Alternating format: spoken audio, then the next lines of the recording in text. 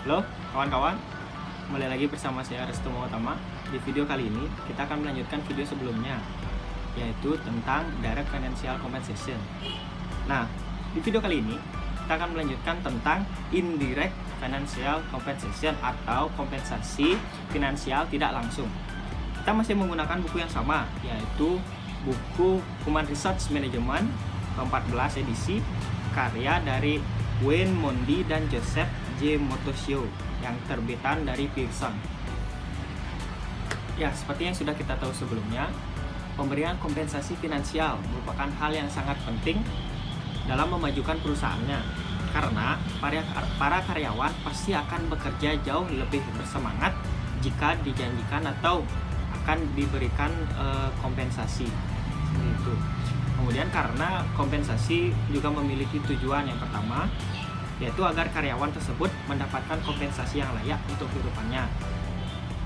Dengan adanya balas jasa yang adil dan layak yang diterima oleh karyawan tersebut, maka karyawan akan termotivasi untuk melakukan pekerjaan yang mungkin tidak ingin atau tidak niat untuk dikerjakannya. Dia menjadi semakin berniat dan semakin bersemangat untuk mengerjakannya. Karena dari sisi psikologi, jika seseorang individu dijanjikan sesuatu yang lebih dari apa yang seharusnya didapatkan oleh individu tersebut, maka otomatis individu tersebut atau orang tersebut pasti akan bekerja melampaui batas yang biasa dia lakukan, terlepas dari bisa dan tidak bisanya. Oke. Kompensasi seperti sebelumnya, kompensasi finansial ini dapat dibagi ke dalam beberapa bentuk kompensasi langsung dan tidak langsung. Nah, kompensasi finansial langsung terdiri dari gaji, upah, komisi, dan bonus. Nah, sekarang kita berbicara tentang indirect financial compensation atau kompensasi finansial tidak langsung, di mana kompensasi ini disebut juga dengan tunjangan yang meliputi semua imbalan finansial yang tidak tercakup dalam kompensasi langsung. Nah, di video kali ini kita akan terdapat 3 poin yang akan kita bahas, di mana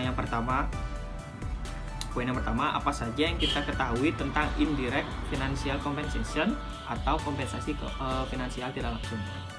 Yang kedua, apa saja jenis-jenis dari indirect financial compensation atau kompensasi finansial tidak langsung ini. Nah, yang terakhir, poin yang ketiga, apa saja contoh dari jenis-jenis indirect financial compensation ini atau kompensasi finansial tidak langsung. Oke, untuk poin yang pertama yaitu pemahaman tentang indirect financial compensation atau kompensasi finansial tidak langsung. Nah, kita mulai dari perbedaannya. Perbedaan direct financial compensation atau kompensasi finansial langsung dengan indirect financial compensation atau kompensasi tidak langsung, di mana kompensasi finansial langsung wujudnya adalah uang tunai, cash, baik yang diberikan berupa gaji, upah, komisi, dan bonus yang diberikan langsung oleh perusahaan tempat suatu individu atau karyawan tersebut bekerja. Nah, sedangkan untuk kompensasi finansial tidak langsung ini memang juga berwujud tentang uang tunai, di mana ya memang kompensasi, tapi biasanya disalurkan melalui perusahaan yang berbeda. Kita anggap di sini pihak kedua atau ketiga. Oke. Maksudnya adalah karena pemberiannya dilakukan melalui pihak luar. Nah, jadi gini, setiap perusahaan pasti memiliki spesifikasi yang berbeda-beda. Ya, tidak satu perusahaan itu tidak mungkin memiliki bergerak di bidang yang sama, yang berbeda-beda maksudnya. Pasti dia akan bergerak di satu bidang. Jadi perusahaan tersebut pasti akan memerlukan atau membutuhkan pertolongan dari perusahaan yang berbeda yang bergerak di bidang yang berbeda juga. Kurang lebih seperti itu. Nah, dari perusahaan tersebut tentu membantu sekali dalam memenuhi pemeliharaan karyawan pada aspek kompensasi finansial.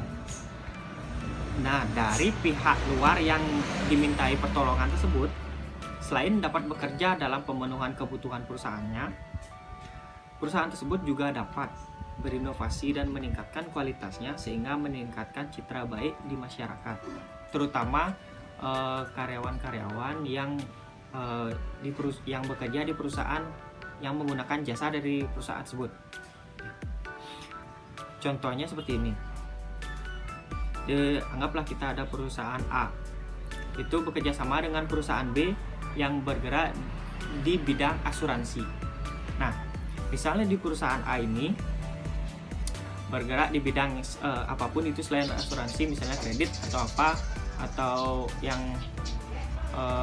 sedikit berbahaya seperti perawat atau dokter atau rumah sakit yang rawan terkena penyakit seperti itu. Nah, dari perusahaan tersebut pasti akan memberikan indirect financial compensation, contohnya seperti asuransi tersebut. Oke, kita ambil contoh perusahaan yang bergerak yang berhubungan dengan listrik deh, berhubungan dengan listrik yang pegawai-pegawainya harus manjat ke sutet.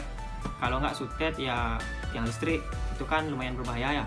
Nah, seenggaknya perusahaan tersebut pasti akan memberikan kompensasi yang tidak langsung terhadap karyawannya, karena hal yang dilakukan oleh karyawan-karyawan tersebut pasti memiliki risiko yang tinggi terhadap nyawanya, kurang lebih seperti itu. Walaupun memang pasti menggunakan persiapan atau keamanan yang maksimal, tapi tetap aja ada risikonya kan seperti itu. Nah, perusahaan tersebut pasti akan memberikan kompensasi tidak langsung berupa asuransi jiwa atau asuransi kesehatan jika misalnya terjadi apa-apa. Nah, dari sanalah karyawan pasti akan merasa lebih tenang, atau seenggaknya lebih berterima kasih lah kepada perusahaannya karena sudah mendapatkan jaminan kesehatan dari perusahaan asuransi kesehatan, di mana jaminan biaya untuk jaminan kesehatan dari perusahaan asuransi kesehatan, apalagi yang swasta, itu lumayan mahal ya, kira-kira seperti itu. Nah, untuk dari perusahaan, meskipun biaya yang dikeluarkan tentunya akan meningkat, ya pasti akan meningkatkan untuk membayar asuransi tadi. Nah, perusahaan akan tetap melakukan hal tersebut untuk menarik perhatian calon karyawan dan karyawan yang sudah dimiliki.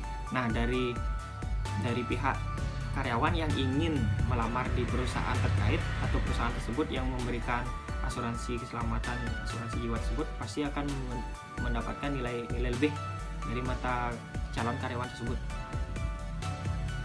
Nah, dari perhatian dari calon karyawan tersebut yang akan bekerja di perusahaan tersebut, dan untuk mempertahankan karyawan yang bekerja di perusahaan dengan kualitas yang lebih tinggi. Oke, sekarang kita masuk ke poin kedua, yaitu jenis-jenis dan contoh indirect financial compensation atau kompensasi finansial tidak langsung. Nah, di buku Mondi ini kita diberikan sebuah gambar atau bagan tentang pembagian kompensasi tersebut, di mana di bagan indirect compensation atau indirect financial compensation benefit tersebut terbagi menjadi dua. Yang pertama ada legally required benefits, yang kedua ada discretionary benefits. Nah, untuk legally required benefits dibagi lagi menjadi 4 bagian. Yang pertama ada social security, yang kedua ada unemployment compensation, kemudian ada workers compensation, dan yang terakhir ada family and medical leave. Sementara untuk discretionary benefits terbagi menjadi beberapa bagian. Yang pertama yaitu paid time off, kemudian healthcare, selanjutnya ada life insurance, lalu ada retirement plans, kemudian ada employee stock option plans, lalu ada employee services, lalu yang terakhir ada premium pay. Nah, kita akan mulai menelaah satu persatu. Kita mulai dari legally required benefits. Nah, di mana legally required benefits ini merupakan manfaat yang diberikan secara wajib dan mempunyai kekuatan hukum. Nah, jadi di sini maksudnya perusahaan wajib hukumnya dalam memberikan tunjangan di luar kompensasi finansial secara langsung dalam kaitannya dalam pemenuhan kebutuhan karyawan itu sendiri. Nah, sesuai yang saya jelaskan tadi bahwa legally required benefits terbagi menjadi beberapa bagian. Yang pertama ada social security atau jaminan sosial.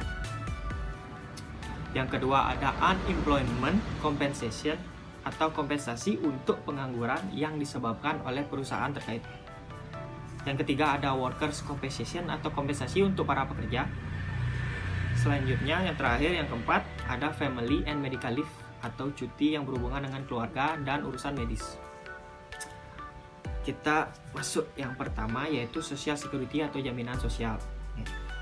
Jaminan sosial merupakan salah satu bentuk perlindungan sosial yang diselenggarakan oleh negara guna menjamin warga negaranya untuk memenuhi kebutuhan hidup dasar yang layak, sebagaimana yang diutarakan dalam Deklarasi PBB tentang HAM tahun 1948 dan Konvensi ILO nomor 102 tahun 1952.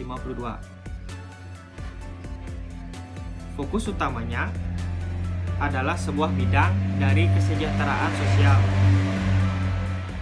yang memperhatikan perlindungan sosial atau perlindungan terhadap kondisi yang diketahui sosial, termasuk kemiskinan, usia lanjut, kecacatan, pengangguran, keluarga, dan anak-anak. Dan banyak juga faktor-faktor yang lainnya.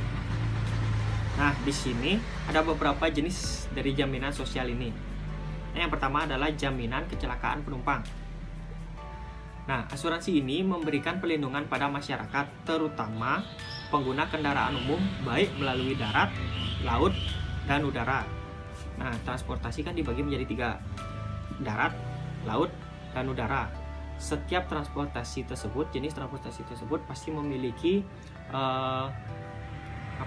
istilahnya bahwa bahayanya sendiri. Darat, laut, dan udara. Tapi memang yang paling berbahaya sebenarnya adalah transportasi darat. Kenapa? Kita bisa lihat di berita-berita. Paling banyak terjadi kecelakaan di darat, terutama di jalan raya. Karena faktor yang paling penyebab utamanya paling banyaknya terjadi kecelakaan di jalan raya memang sebenarnya karena banyaknya orang yang menggunakan jalan raya tersebut. Nah, dibandingkan dengan laut dan udara. Kalau udara, kita ambil contohnya pesawat terbang, tidak setiap hari terjadi kecelakaan pesawat terbang karena ya memang yang pertama sedikit sih, memang lebih sedikit dari transportasi darat. Yang kedua, lintasan dan apapun arah terbangnya, jam terbangnya, kapan terbang, kemudian cara mendarat, cara dia take off, cara dia landing, semuanya pasti sudah diatur secara matang dari bandaranya tersebut. Dan setiap bandara juga pasti akan berhubungan dengan pilotnya atau kopilotnya. Nah, persiapannya untuk transportasi udara tersebut jauh lebih matang dibandingkan transportasi yang lainnya. Makanya itu menyebabkan jarang sekali terjadi kecelakaan pesawat terbang. Walaupun memang terjadi kecelakaan pesawat terbang, memang kecil kemungkinan untuk selamat. Seperti itu. Sekalinya jatuh pasti ya dead end, seperti itu, kurang lebih seperti itu. Nah, di Indonesia ini lembaga yang menangani asuransi kecelakaan penumpang adalah contohnya kita ambil Jasa Raharja.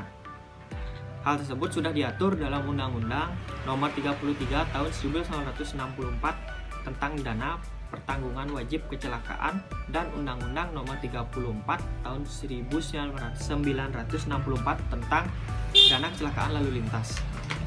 Nah, dari undang-undang tersebut, setiap orang yang mengalami kecelakaan baik di darat, laut, atau udara berhak menerima jaminan dari badan penyelenggara, yaitu Jasa Raharja tersebut.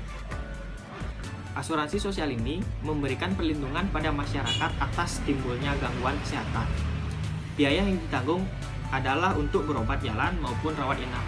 Jadi Jasa Raharja ini akan menanggung kecelakaan-kecelakaan yang terjadi di antara darat, laut, atau udara tersebut. Seperti itu. Yang kedua, ada jaminan hari tua. Nah, layanan ini memberikan perlindungan jaminan hari tua pada para pekerja yang telah mencapai usia lanjut atau usia tertentu atau sudah bekerja pada masa tertentu. Nah, contohnya adalah seperti ini. Pekerja yang sudah bekerja anggaplah contohnya 10 tahun di suatu perusahaan. Nah, ketika perusahaan yang sudah bekerja pekerja yang sudah bekerja di perusahaan tersebut selama 10 tahun itu mengundurkan diri dari perusahaannya, individu tersebut atau pegawai tersebut bisa mendapatkan manfaat dari uang jaminan hari tua yang dimilikinya. Nah, kita ambil contoh di Indonesia, jaminan hari tua ini sekarang dikelola oleh BPJS Ketenagakerjaan. Khusus bagi pegawai negeri sipil atau PNS, masih dikelola oleh PT Taspen, dan untuk anggota TNI dikelola oleh PT Asabri.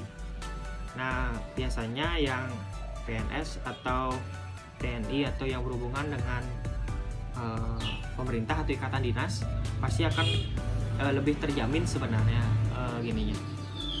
uang jaminan hari tuanya seperti itu. Setelah mereka pensiun pun mereka akan tetap mendapatkan kasarnya uang gitu, seperti itu. Tapi memang berbeda hitungannya dibandingkan saat mereka masih bekerja dulu, masih produktif dulu, seperti itu. Kalau di swasta ada beberapa tapi tidak semuanya.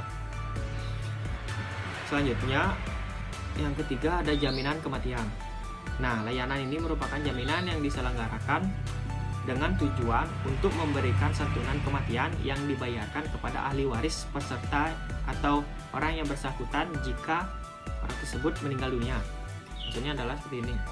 Jika satu pekerja atau seorang individu tersebut meninggal dunia karena kecelakaan atau karena sakit, nah, jaminan kematian ini akan memberikan suatu jaminan berupa sejumlah uang kepada ahli warisnya, di mana ahli warisnya biasanya adalah anaknya, anak laki-laki tertua, biasanya seperti itu.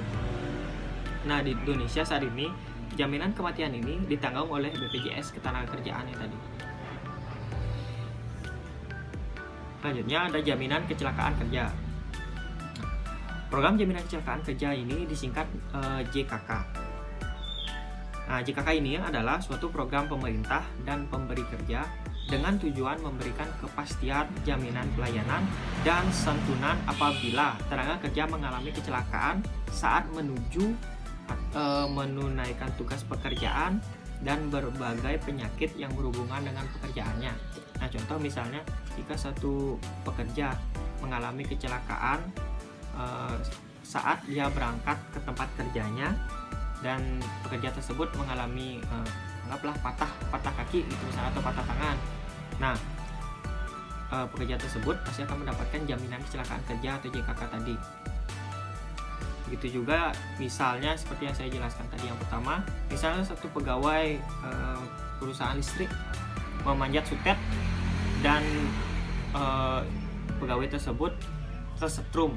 Nah, misalnya dia tersetrum ringan dan dia pingsan dan ya ada gangguan sedikit gitu di otaknya yang tidak berat, pasti dia atau pekerja tersebut mendapatkan jaminan kecelakaan kerja yang barusan, seperti itu kurang lebih. Kalau di Indonesia saat ini jaminan kecelakaan ini masih ditanggung oleh BPJS Ketenagakerjaan. Selanjutnya ada jaminan kesehatan. Jaminan kesehatan merupakan program jaminan sosial yang diselenggarakan secara nasional berdasarkan prinsip asuransi sosial dan prinsip ekuitas dengan tujuan menjamin agar peserta memperoleh manfaat pemeliharaan kesehatan dan perlindungan dalam memenuhi kebutuhan dasar kesehatannya. Di Indonesia saat ini jaminan kesehatan ini masih ditanggung juga oleh BPJS Kesehatan. Yang keenam yaitu jaminan pensiun. Program jaminan pensiun disingkat menjadi program JP. Nah, program JP ini merupakan pembayaran berkala jangka panjang sebagai substitusi atau pengganti dari penurunan atau hilangnya penghasilan karena peserta atau pekerja tersebut sudah mencapai usia tua atau sudah masuk ke masa pensiun, seperti itu. Atau bisa jadi karena pekerja tersebut mengalami cacat permanen yang membuat pekerja tersebut tidak bisa bekerja sebagaimana mestinya. Nah, itu pekerja tersebut juga akan mendapatkan jaminan pensiun. atau bisa juga meninggal dunia yang karakteristiknya adalah diselenggarakan secara nasional berdasarkan prinsip asuransi sosial atau tabungan wajib dan manfaat pasti. Kepesertaan, perorangan, dan manfaat berupa uang tunai dibayarkan setiap bulan. Memang jumlahnya uang tunai tersebut tidak seberapa, tapi daripada nol kan gitu. Ya, di Indonesia saat ini jaminan pensiun ini ditanggung oleh BPJS Ketenagakerjaan. Oke, sekarang kita masuk ke jenis yang kedua, yaitu unemployment compensation atau kompensasi untuk pengangguran yang disebabkan oleh perusahaan terkait. Nah, unemployment compensation di sini diartikan sebagai program pemberian tunjangan yang tujuannya adalah memberikan waktu kepada pekerja yang menganggur untuk menemukan pekerjaan baru yang setara atau yang setara dengan yang hilang tanpa menderita kesulitan keuangan. Nah, tanpa tunjangan ini, pekerja mungkin harus mengambil pekerjaan yang mereka terlalu memenuhi syarat atau berakhir dengan kesejahteraan. Kompensasi pengangguran juga berfungsi untuk mempertahankan pengeluaran konsumen selama periode penyesuaian ekonomi. Nah, maksudnya seperti ini. Jika suatu individu diberhentikan oleh suatu perusahaan dengan alasan apapun, perusahaan tersebut wajib hukumnya untuk memberikan tunjangan kompensasi tidak langsung ini yang disebut unemployment compensation, yang mana perusahaan tersebut harus memberikan tunjangan ekonomi kepada pegawainya yang dirumahkan gitu. Nah, alasannya adalah karena pegawainya tersebut menganggur, pasti akan memerlukan dana juga. Nah, itu merupakan tanggung jawab dari perusahaannya selama pegawai tersebut menyesuaikan keadaan ekonominya atau sampai dia mendapatkan pekerjaan baru. Atau bisa jadi juga saat di PHK tersebut perusahaan langsung memberikan sejumlah uang tunai kepada pegawainya tersebut. Rata-rata sih seperti itu. Saat di PHK langsung memberikan uang tunai. Nah, di Indonesia program ini dikenal dengan Kartu Prakerja, ya baru diterbitkan oleh Jokowi. Nah, Kartu Prakerja adalah bantuan biaya pelatihan bagi masyarakat Indonesia yang ingin memiliki atau meningkatkan keterampilannya. Karena semua percaya bahwa masyarakat Indonesia sesungguhnya ingin selalu meningkatkan kemampuannya. Ya harusnya ya, tapi nggak semua gitu. Ya seharusnya ya, gitu. Anggaplah semua ya. Nah, kartu ini didesain sebagai sebuah produk. Nah, program ini dikemas sedemikian rupa agar memberikan nilai bagi pengguna sekaligus memberikan nilai bagi sektor swasta. Jalan digital melalui marketplace dipilih untuk memudahkan pengguna mencari, membandingkan, memilih, dan memberi evaluasi. Karena hanya dengan cara ini produk bisa terus diperbaiki, tumbuh, dan relevan. Menggandeng pelaku usaha swasta, program ini adalah wujud kerjasama pemerintah dan swasta dalam melayani masyarakat. Baru kayaknya ya, Kartu Prakerja ini ya baru diterapkan, masih uji coba, baru pembukaannya pertama ya. Contoh lainnya adalah pemberian kompensasi kepada karyawan yang terpaksa harus dirumahkan karena keadaan tertentu. Nah, seperti yang saya bilang tadi, dan sesuai keadaan seperti sekarang ini, seperti krismon atau perusahaan bangkrut, di mana pemberian kompensasi jenis ini dapat menjamin karyawan untuk dapat bertahan hidup di tengah usahanya dalam menemukan pekerjaan baru. Atau jika kondisi dapat pulih, seperti sedia kala, karyawan dapat bekerja kembali secara normal di perusahaan yang sebelumnya. Kita ambil contoh sekarang ya, dari bulan Maret sampai sekarang masih PSBB ya, banyak yang dirumahkan gara-gara virus corona ini gitu loh. Nah, kita masuk ke teori ini jadinya. Selanjutnya, poin yang ketiga ada worker compensation atau kompensasi untuk pekerja. Nah, di mana kompensasi pekerja memberikan tingkat perlindungan finansial bagi karyawan yang mengeluarkan biaya akibat kecelakaan atau penyakit terkait pekerjaan dalam bentuk pertanggungan biaya rehabilitasi dan penggantian pendapatan sementara atau permanen sebagai berdasarkan tingkat keparahan. Nah, contohnya yang bisa kita ambil adalah asuransi. Nah, anggaplah seperti ini. Misalnya yang tadi saya sebutkan, suatu pegawai di perusahaan listrik itu mengalami luka bakar gara-gara tersetum di sutet. Anggaplah sutetnya cemen gitu loh, cuman luka bakar. Anggaplah cuman luka bakar. Jadi asuransilah yang menanggung biaya pengobatannya di rumah sakit. Seperti itu, kurang lebih seperti itu. Nah, asuransi merupakan suatu lembaga keuangan karena melalui asuransi dapat dihimpun dana besar yang dapat digunakan untuk membiayai pembangunan, di samping bermanfaat bagi masyarakat yang berpartisipasi dalam bisnis asuransi, serta asuransi bertujuan memberikan perlindungan atau proteksi atas kerugian keuangan atau financial loss yang ditimbulkan oleh peristiwa yang tidak diduga sebelumnya. Contohnya ya karena wabah corona sekarang ini. Nah, selain itu ada juga contohnya adalah jaminan sosial seperti yang sudah dijelaskan sebelumnya. Pemberian asuransi atau jaminan sosial kepada karyawan ini sebagai pertanggungan biaya bagi karyawan yang mengeluarkan biaya secara pribadi saat melakukan penanganan ketika terjadi kecelakaan maupun mengalami sakit pada saat bekerja. Biaya pengganti tersebut sepenuhnya menjadi kewajiban perusahaan. Nah, faktor-faktor seperti pengusaha membayar seluruh biaya asuransi kompensasi kerja dan pengalaman masa lalu mereka dengan kecelakaan dan penyakit terkait pekerjaan sangat menentukan biaya premi mereka.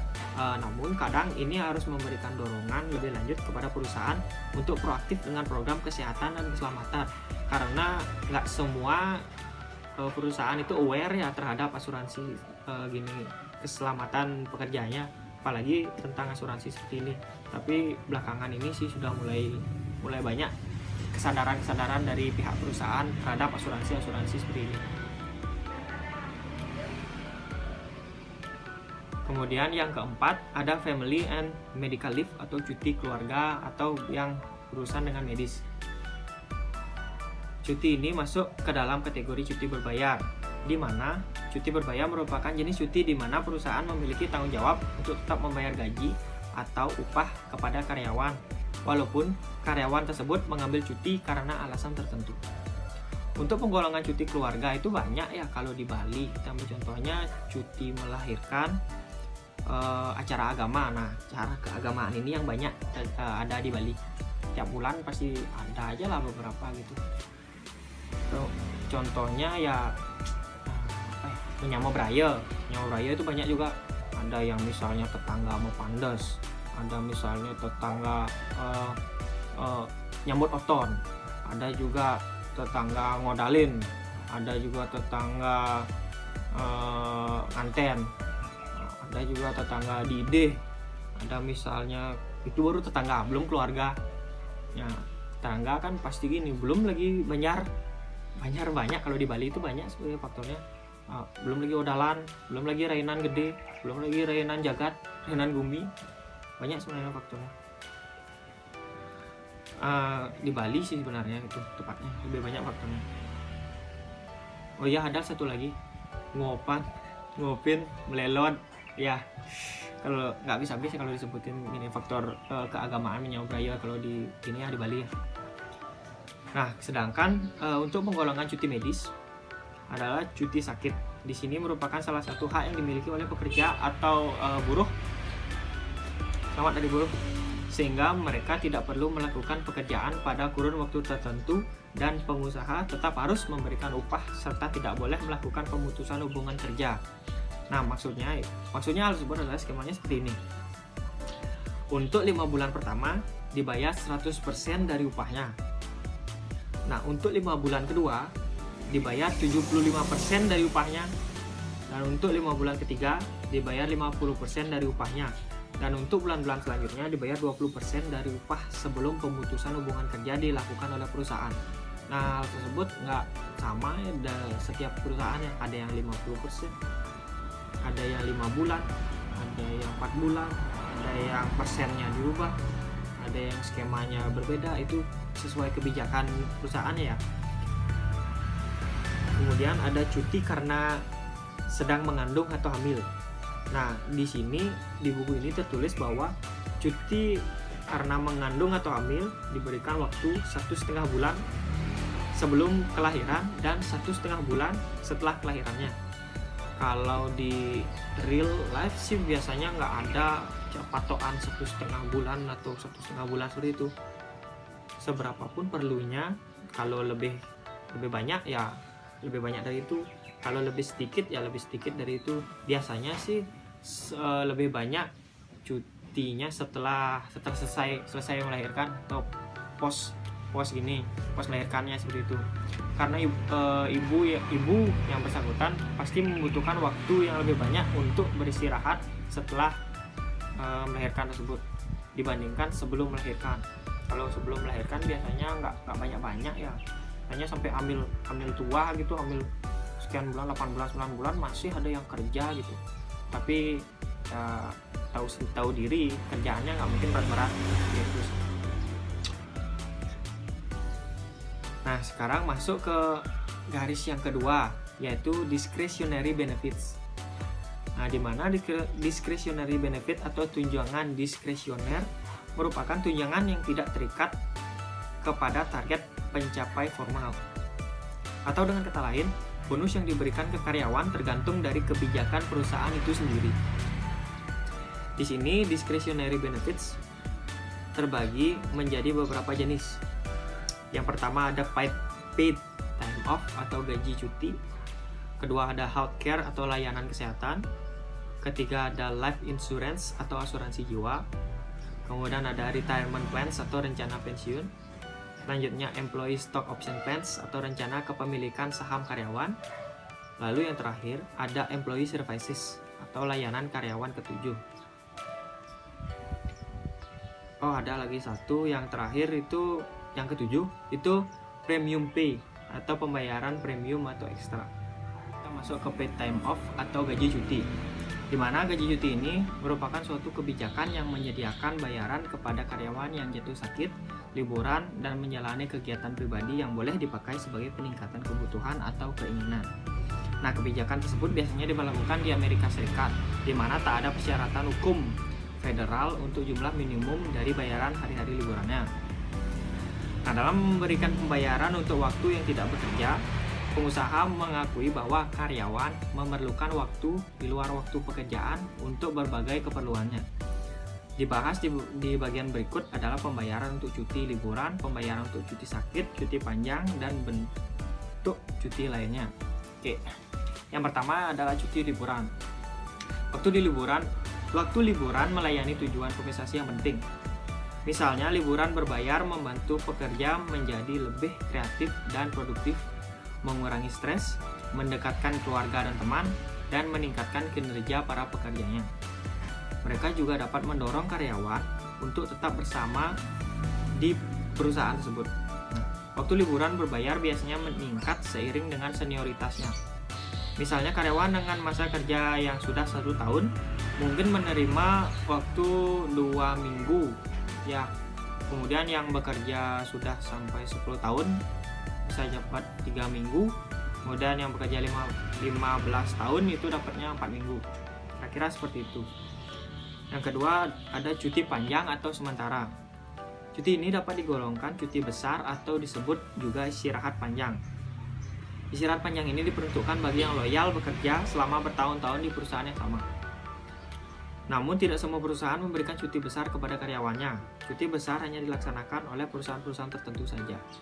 Setelah memiliki masa kerja selama 6 tahun, pekerja berhak mendapat cuti besar atau istirahat panjang yang dapat mengajukan istirahat panjang pada tahun ke-7 dan ke-8 masing-masing selama 1 bulan. Apabila tidak mengajukan cuti besar 6 bulan setelah hak istirahat panjang itu ada, maka hak pekerja tersebut akan dinyatakan hangus. Yang ketiga ada cuti tahunan. Cuti tahunan merupakan waktu cuti yang diberikan kepada tenaga kerja oleh instansi yang dapat digunakan sesuai kondisi dan keperluan tenaga kerja yang terkait.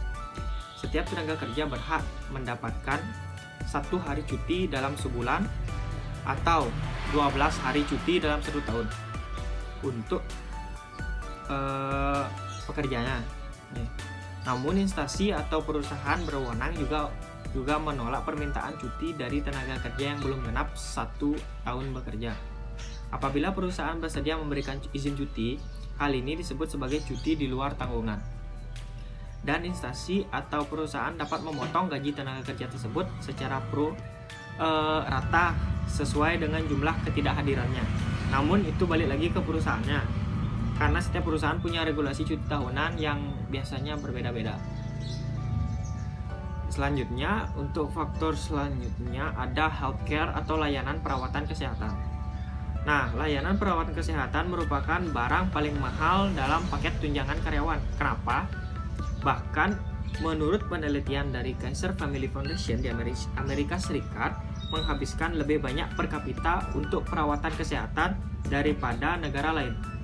Beberapa perusahaan telah mengurangi atau menghapus kenaikan gaji atau bonus, atau mungkin keduanya, untuk memberikan tunjangan kesehatan yang semakin mahal bagi karyawannya. Adapun jenis-jenisnya antaranya sebagai berikut. Yang pertama ada paket biaya layanan. Paket biaya layanan ini merupakan perlindungan asuransi untuk 3 jenis biaya medis. Yang pertama ada biaya rumah sakit, kemudian biaya bedah atau biaya operasi, dan terakhir adalah biaya dokter. Selanjutnya ada rencana perawatan terkelola. Pemberian layanan kesehatan yang menekankan pengendalian biaya dengan membatasi pilihan dokter dan rumah sakit karyawan. Rencana ini juga memberikan perlindungan terhadap biaya perawatan kesehatan dalam bentuk pembayaran di muka atau di awal kepada penyedia layanan kesehatan.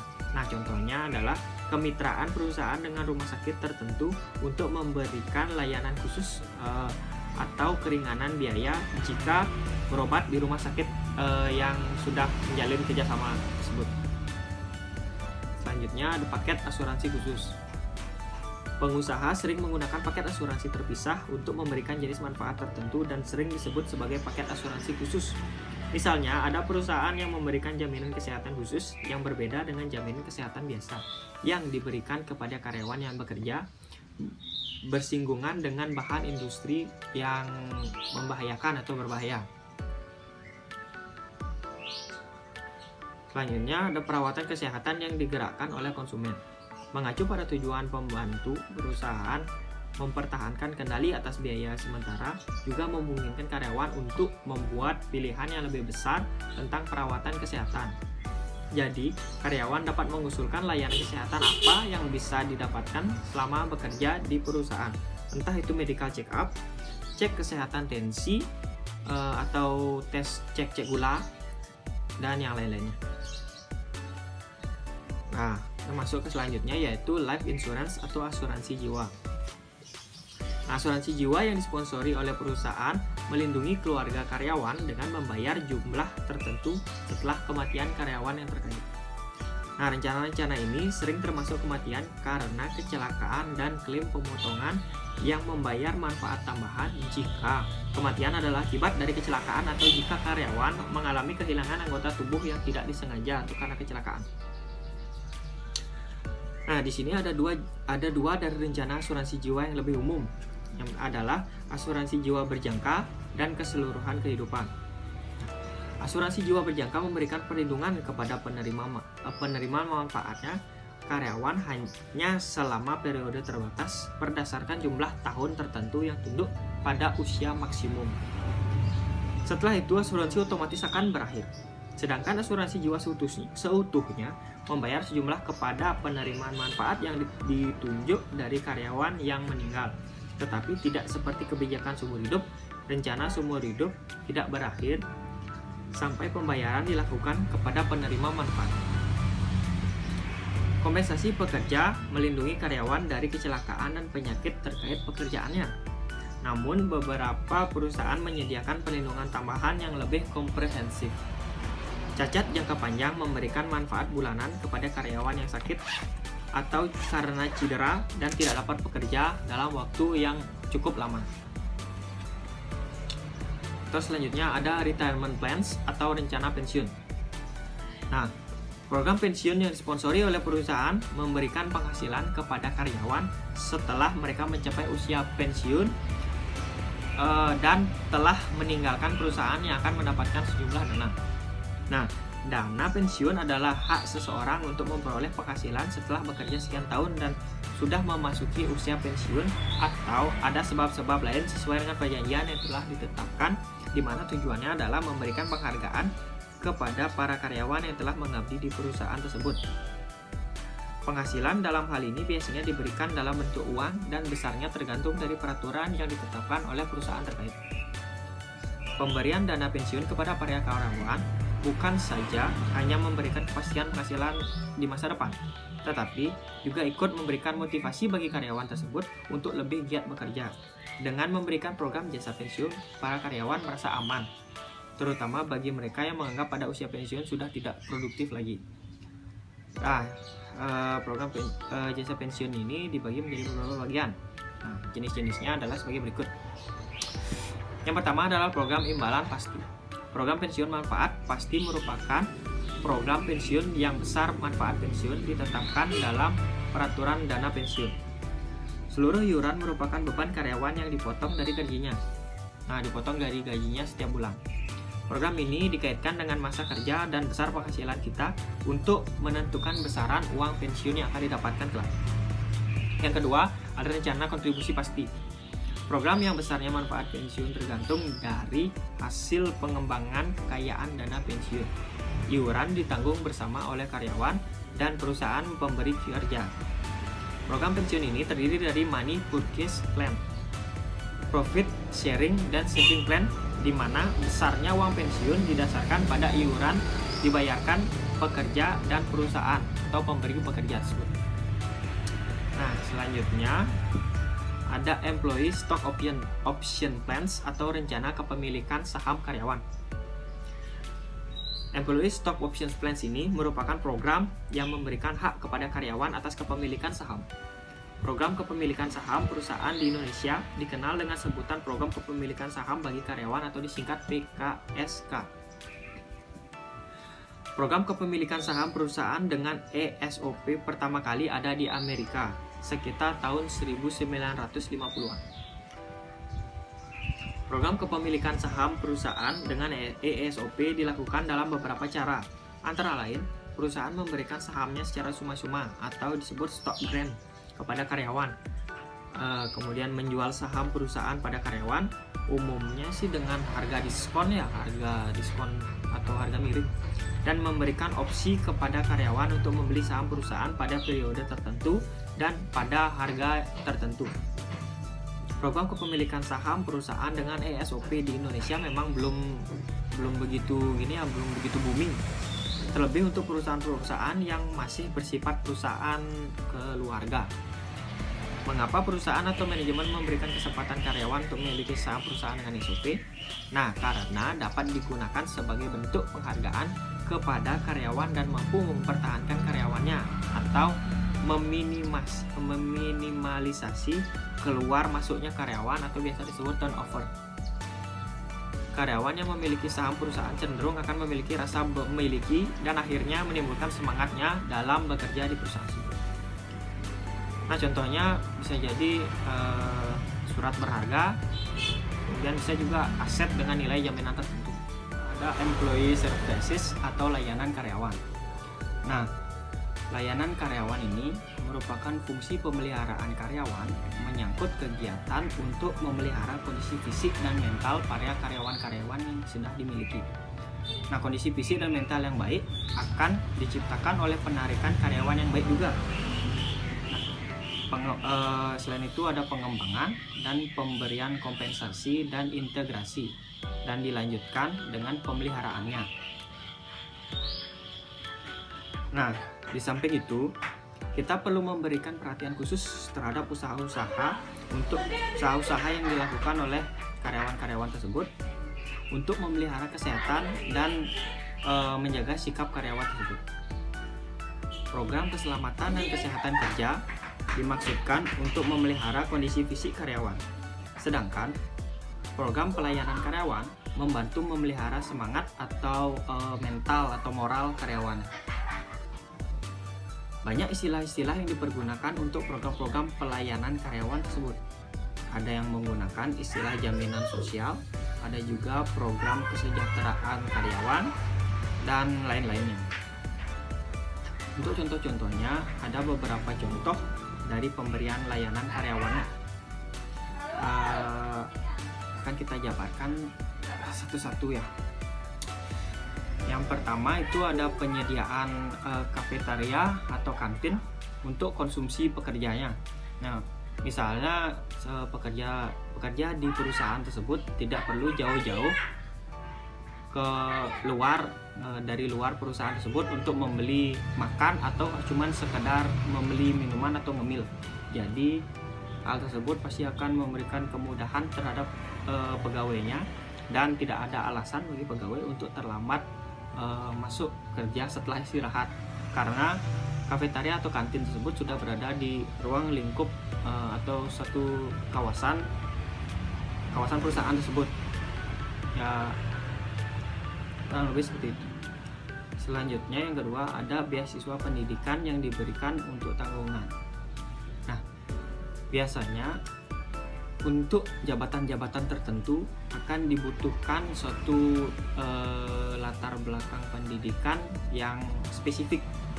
Nah, jika suatu karyawan memiliki skill di tempat di jabatan tersebut, namun latar belakangnya belum mencukupi atau ingin menaik jabatan dari satu jabatan ke jabatan yang lain, tapi dengan syarat harus memiliki standar minimal pendidikan S2 gitu contohnya, maka perusahaan ada memberikan beasiswa kepada pegawai tersebut untuk kuliah lagi, kurang lebih seperti itu. Jika karyawan tersebut mendapatkan beasiswa atau tunjangan kerja dari perusahaannya, maka secara tidak langsung atau secara moral pegawai tersebut pasti akan lebih memiliki hubungan erat dengan perusahaan tersebut karena sudah membiayai pegawai tersebut untuk kuliah. Nah, selanjutnya ada tanggungan perumahan, pemberian rumah dinas bagi karyawan. Nah, biasanya di perusahaan-perusahaan atau pekerjaan-pekerjaan tertentu ada yang memberikan rumah dinas kepada karyawan-karyawannya dengan syarat dan ketentuan yang berbeda-beda. Biasanya sudah bekerja atau mengabdi lebih dari sekian tahun, atau memang sudah memiliki kayak prestasi tertentu. Ya, banyak biasanya faktor-faktor yang menyebabkan hal tersebut, tapi biasanya yang mendapatkan perusahaan yang memberikan rumah-rumah dinas kepada pegawainya biasanya berhubungan dengan pemerintahan atau tentara atau jabatan-jabatan tinggi di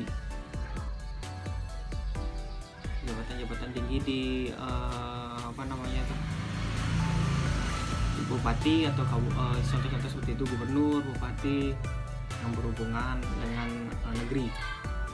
Biasanya seperti itu, tapi tidak banyak, tidak sedikit juga perusahaan swasta yang memberikan rumah-rumah dinas juga sebagai tambahan atau sebagai penyemangat dan beberapa alasan-alasan lainnya kepada pegawainya. Kemudian ada pengembangan karir berupa seminar, pelatihan, dan pendidikan. Nah, pengembangan karir berupa seminar, pelatihan, dan pendidikan ini kan biasanya sudah normal ya. Setiap perusahaan pasti sekali atau dua kali dalam seminggu atau sebulan pasti akan mengadakan atau mengikuti seminar, pelatihan, atau pendidikan yang berhubungan dengan teknis pekerjaan yang akan dilakukan oleh perusahaannya. Nah, biasanya setiap yang paling banyak mendapatkan pelatihan atau pendidikan teknis seperti ini ya biasanya pekerja-pekerja yang berada di divisi operasi atau produksi yang membuat sesuatu tersebut. Nah, kalau untuk seminar biasanya yang bagian marketing, yang penjualan atau SDM, human resource-nya. Karena seminar, pelatihan, dan pendidikan ini merupakan hal-hal yang secara tidak langsung meningkatkan kinerja pegawainya berdasarkan seminar, pelatihan, atau pendidikan yang diikuti. Selanjutnya ada komunitas karyawan, di mana adanya perkumpulan yang mempererat hubungan antar rekan kerja di kantor. Komunitas karyawan ini secara tidak langsung pasti akan terbentuk. Di Bali, komunitas-komunitas seperti ini biasanya disebut dengan istilah sekedemen. Nyen demen tuh aja. Biasanya seperti itu. Yang faktor-faktornya biasanya yang nyambung diajak ngobrol atau memiliki hobi yang sama. Namun di sini komunitas karyawan biasanya diberlakukan atau dibentuk dengan orang-orang yang berada di divisi yang sama, supaya setiap orang atau setiap individu yang bekerja di divisi yang sama akan memiliki pekerjaan atau tugas-tugas yang sama, pasti akan lebih banyak berinteraksi satu sama lainnya. Nah, jika antara satu pegawai dan pegawai yang lainnya memiliki satu permasalahan, maka pasti akan mengurangi kinerja salah satunya. Selanjutnya ada fasilitas pembelian, bisa berupa kerjasama dengan toko dan adanya koperasi kantor. Koperasi ini biasanya sangat membantu untuk kebutuhan rumah tangga ya. Atau kalau memang tidak ada koperasi, biasanya perusahaan bekerja sama dengan suatu perusahaan atau penyedia kelontong, itu penyedia warung-warung yang menyediakan kebutuhan sehari-hari seperti sabun, sampo, ondol, beras, atau ya seperti itu.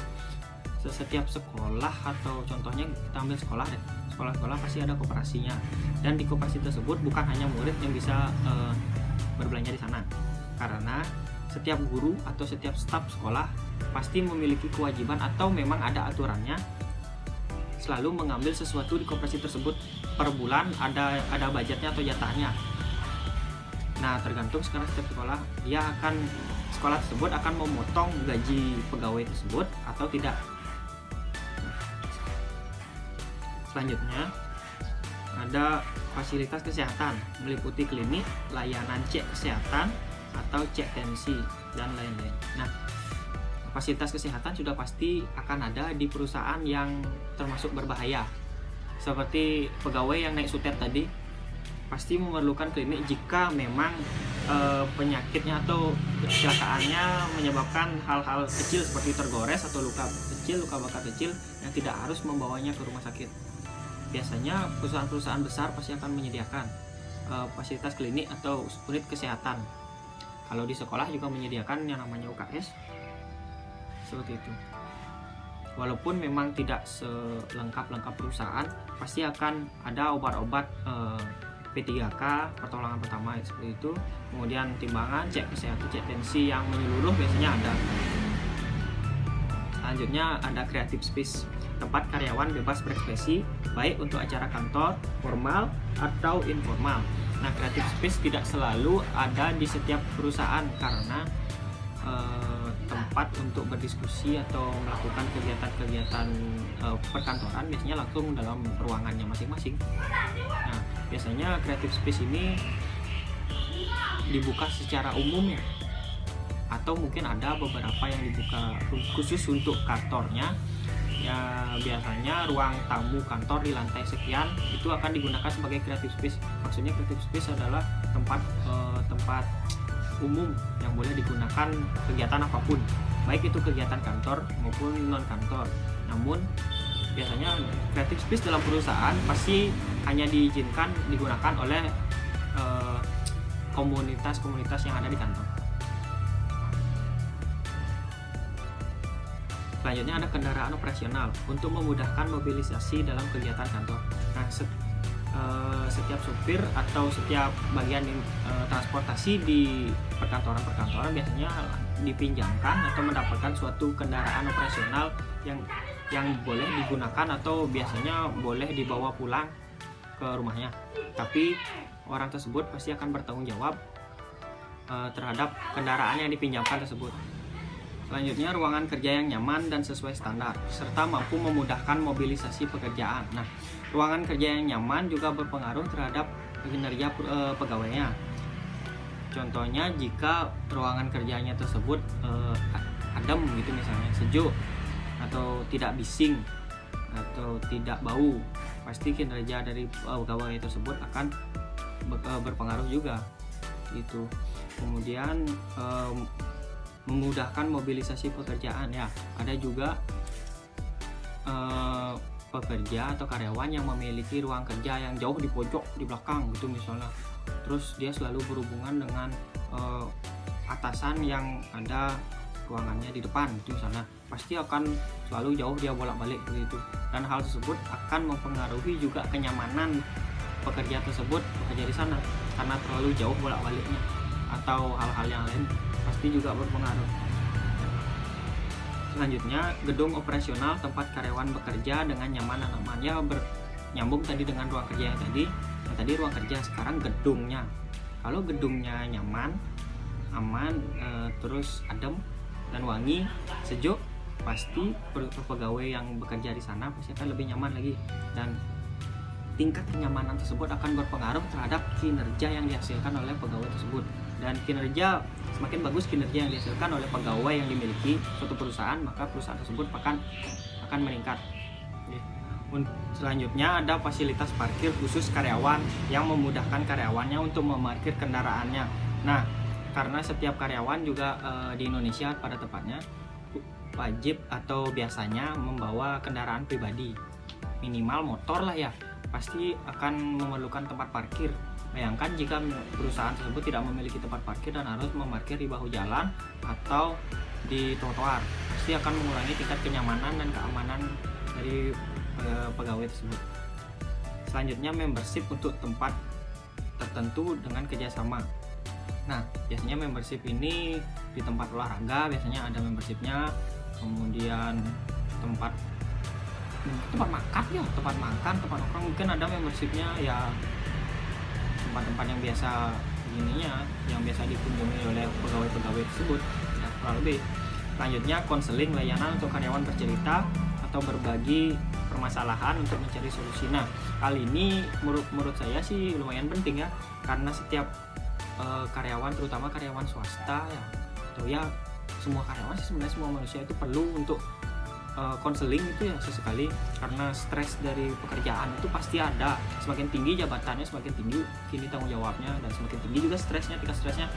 Maka ya wajib aja menurut saya untuk ada tempat untuk berbagi cerita atau berbagi keluh kesah untuk mengurangi rasa stres itu gitu, untuk curhat lah.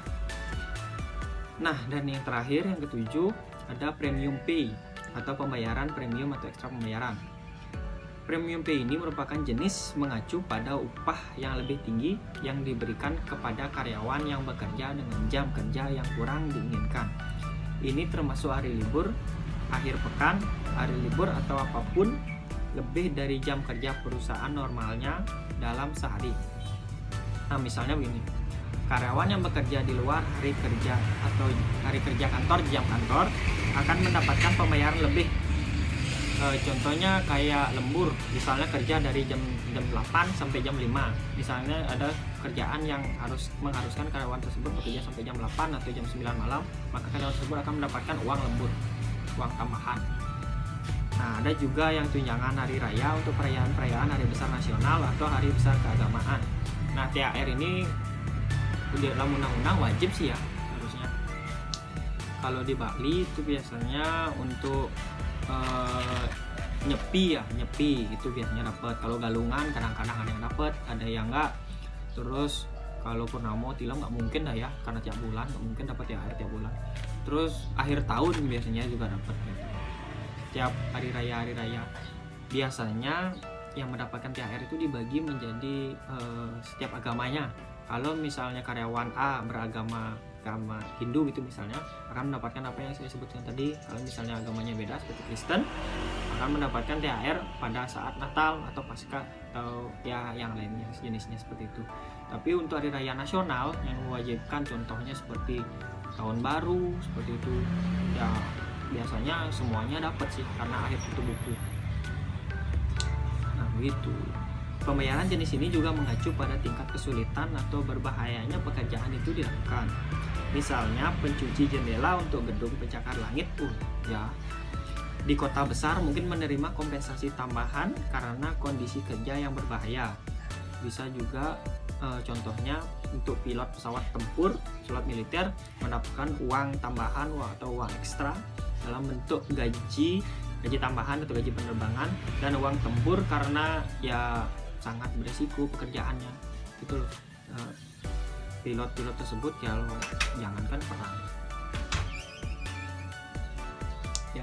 perang, kalau misalnya salah manuver itu udah terus jatuh kan besar resikonya, sangat berbahaya.